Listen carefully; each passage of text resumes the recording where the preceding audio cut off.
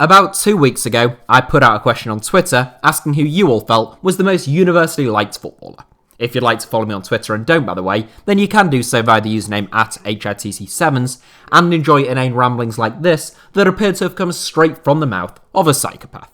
Anyhow, it occurred to me that since football is such a polarising sport, it is quite difficult to become universally liked. Even the two greatest players of this generation, Lionel Messi and Cristiano Ronaldo, have their critics, primarily 13-year-olds who've decided to tie their mask to one of them and therefore cannot possibly bring themselves to enjoy the majestic talents of the other.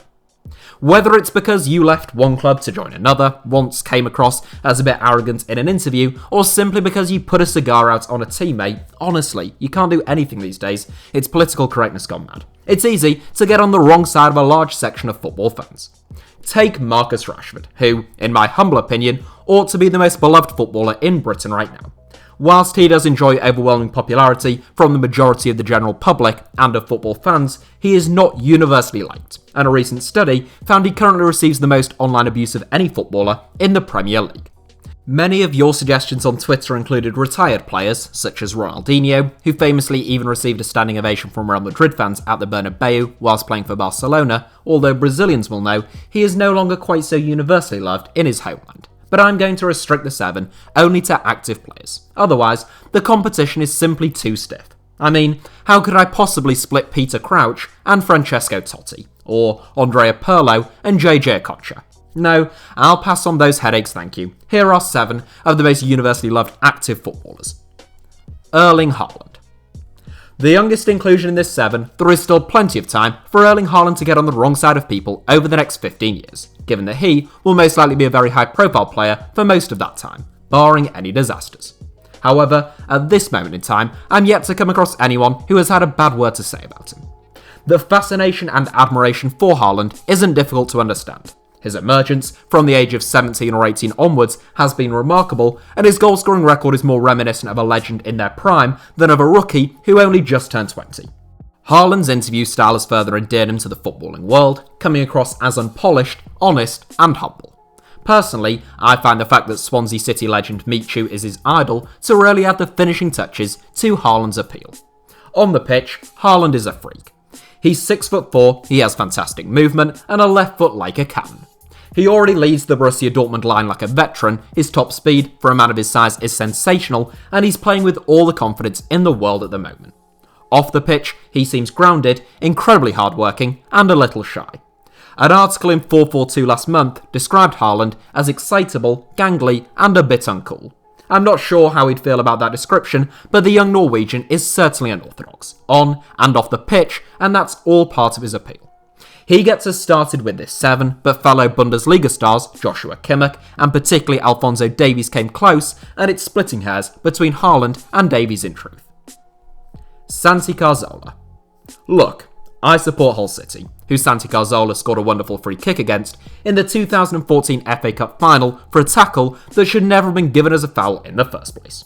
We were 2-0 down at the time, and without that decision, or without that brilliant free kick, giving Arsenal a route back into the match, we probably would have won that game. So, if I can still love Santi Carzola, which I do, then anyone can. A classic diminutive Spanish midfielder, Carzola is one of the most two-footed players that we have ever seen in the English game. Smart, technical and unselfish, you could put Carzola in any team, anywhere in midfield, and he wouldn't look out of place. Adored by fans and his teammates alike, the Spaniard seems to have a bubbly and infectious personality that makes him eminently likeable, even Spurs fans would have to admit. Factor in his remarkable comeback from what previously appeared to be a career-threatening injury, going from fears of amputation to a phenomenal return to the sport with Villarreal and a recall to the Spanish national team, and Carzola is a man who inspires an enormous amount of respect, in addition to seemingly being an all-round nice guy. Sadio Mane.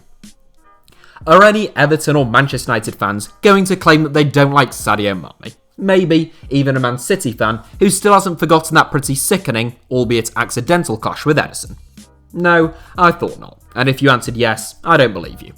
There is a bit of a debate between who is Liverpool's best offensive player, Mohamed Salah or Sadio Mane. I happen to think it's Salah, but if you did a poll among football fans, Mane would almost certainly come out on top, and I think that comes as a little surprise. The former Southampton man is the type of player any manager, player, or fan would love to have on their own team, and hate to come up against. He is electric going forward, he's a safe bet for 20 goals a season, and so often, those goals are match winners. What's more though, Marney is a workhorse who will cover every blade of grass, so often setting the tempo and providing the first line of defence for Liverpool and Senegal. His work ethic is clear for all to see on the pitch, but he also evidently has a fantastic attitude in training, as evidenced by his constant improvement over the years. Off the pitch, those who know Marney describe him as one of the nicest people they've ever met. Having come from a poor community in Senegal, Marney hasn't forgotten his roots. He still returns to his hometown during the off-season and has helped fund the building of schools and hospitals through the money he earns as one of the best wide players on the planet. Humble, genuine, and with his feet firmly planted on the ground, despite his enormous talent, I don't actually know, but that's the impression you get, Marney had to feature in this 7. Heung-min Son. Another Premier League wide man who is remarkably talented and remarkably difficult to dislike, Heung-min Son is quite possibly my favourite player in the world right now. Not the most talented, not even the one in the best form, although he isn't too far off, but there's just something joyous about watching him play. Not only is Son technically brilliant and incredibly prolific these days in terms of both goals and assists, there is a real gracefulness about his play, and a sense of ease about the way in which he manipulates and strikes the ball. I've said it before on Twitter, but he makes everything seem as though it is second nature, like playing football at the very highest level is the easiest thing in the world. Not content with just being a world-class flair player though, Son also has a sensational work rate, brilliant stamina, and a willingness to do whatever his manager feels is best for the team. Jose Mourinho must feel like all his Christmases have come at once, having Son at his disposal. He's like the perfect Mourinho player, with a sprinkling of magic thrown in for good measure. The most popular sporting figure in all of South Korea, Son plays with a near-permanent smile on his face, and whilst he does have a fiery side, it's one that rarely spills over into the type of dark arts that would lose you the love of a neutral. Son reportedly donated a 6-figure sum back home last year following forest fires in South Korea, and even when he accidentally inflicted a horrible injury on Andre Gomez, his reaction saw him emerge arguably even more popular, if anything. Juan Mata. The only player in this 7 who isn't really at the top of his game right now, it's a crying shame that we didn't get to see more of Mata at his 2012-13 vintage following his move to Manchester United. For 2 seasons at Chelsea, during which time he played a ridiculous 118 games, Mata was simply exquisite, creating goals, scoring goals, and seemingly never losing the ball. He's never quite been that devastating during his time at Manchester United, although he has rolled back the years on occasion. Whilst Mata is obviously an exceptionally talented footballer, and was at one time among the top 3 or 4 in the entire division, that's not the sole reason why he is universally popular. Mata always comes across as intelligent, compassionate, and well-spoken. He has a journalism degree from his early years in Madrid and has continued his studies in England. In 2012, Mata joined forces with Michu and Santi Carzola, both previously mentioned in this video, to help raise funds for his struggling former youth team, Real Oviedo. In August 2017, Mata launched Common Goal, a campaign to try and get footballers and businesses to donate at least 1% of their salaries to charitable causes and organisations. Common Goal's members already include the likes of Giorgio Chiellini, Serge Gnabry, and Megan Rapinoe, and it's a list which is constantly growing, raising millions of pounds for a myriad of excellent charities. Mata is just an all-round very likeable character, and if you don't like him, well, to be honest, what are you doing watching my videos, Jose? Shouldn't you be concentrating on your title race? David Silva. Given that Juan Mata, Santi Carzola, and David Silva all make this 7, and the fact that lots of people responded to my original tweet suggesting both Xavi and Andres Iniesta, I think it's pretty clear that if you want to be universally loved in the world of football, you just have to be an immensely talented Spanish playmaker. That is certainly an accurate description of David Silva, the man who takes second place in this 7 and would be a solid candidate for the title of Premier League Player of the Decade.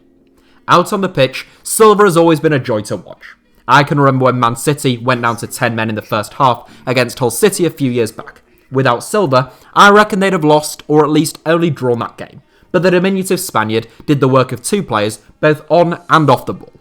Tireless and energetic out of possession, Silva was Man City's conductor for around 10 years, as well as racking up 125 caps in an immensely competitive Spanish midfield.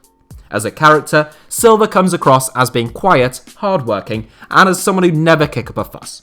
Across his entire career, I can't recall ever hearing a bad word said about him, or even the remotest of scandals involving him. Whilst he might not be the loudest, Silva has a quiet stubbornness, determination, and will to win that almost all his former coaches have commented on, and Real Sociedad are now seeing that winning mentality in full view. N'Golo Kante. Seriously, is there even any debate to be had here? Ever since his emergence at Leicester City, where he arrived relatively unknown to most English football fans, but immediately became the most important player in the division, N'Golo Kante has been immensely popular. Renowned for his phenomenal work rate and stamina, Kante is a selfless footballer who is often described as doing the so-called dirty work in midfield. The amount of distance Kante clocks up throughout the course of a game has led coaches, teammates and supporters to comment that there appears to be two of them on the pitch when he plays throughout his career. When Kante began his career at Bologna, he used to ride to training on a scooter. No, not a Lambretta or a Vespa, a kid scooter. And once he signed for Chelsea, he had to be persuaded to drive to training rather than running, since coaches felt that the distance he'd have to run wouldn't be beneficial to his training.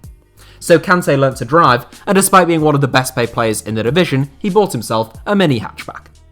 Identifiable by his trademark smile, in addition to his almost peerless ability to win the ball back in midfield, Kante is a shy and private character, who apparently got very stressed out when he had to do his initiation song at Chelsea and was told to speak up since no one could hear him. Personally, I've never met anyone who doesn't like Kante, and that's saying something because typically the first thing I say to someone when I meet them is, "Do you like N'Golo Kante?" And that way, if anyone answers no, you know to move swiftly on. But so far, that has not happened. So that is it for today's video, but thank you all for watching. Do give us a like if you enjoyed the video, let me know your thoughts down below in the comments, and make sure to subscribe and turn on notifications for the one and only HITC Sevens. Oh, and you can also find me on Twitter or Instagram via the username @HITC Sevens, should you wish to do so.